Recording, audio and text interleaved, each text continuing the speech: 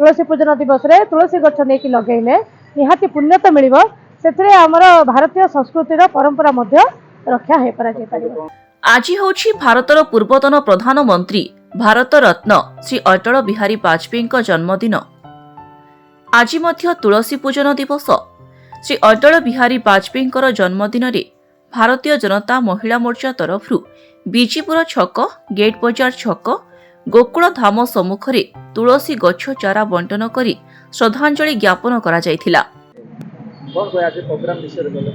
आज आमर भारत रत्न स्वर्गत आमर श्री अटल बिहारी वाजपेयी जन्म दिवस जयंती उत्सव रे आज तुलसी पूजन दिवस होउची। तो जन्म दिवस रे आमे श्रद्धांजलि स्वरूप आज तुलसी गछ चारा समस्त को बंटन करूँ।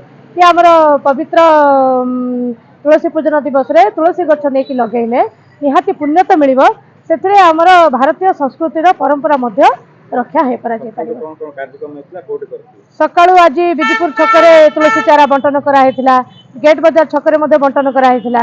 आमर सेठार बीजीपुर आमर गोसाणडंगा मंडल सभानेत्री आमर गीता आपा द्वारा बंटन करा जायतिला। गेट बजार छकरे आमर सेठार मंडल सभानेत्री आमर रीना आपा द्वारा हेतिला। एठी आमर गंजा महिला मोर्चा तरफ समस्त मिलित भाव रे चारा बंटन करछु।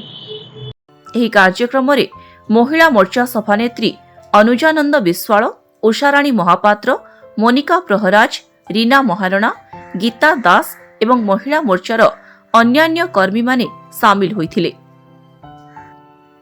ब्रह्मपुर इतिश्री पात्रंक रिपोर्ट, स्वास्तिक न्यूज।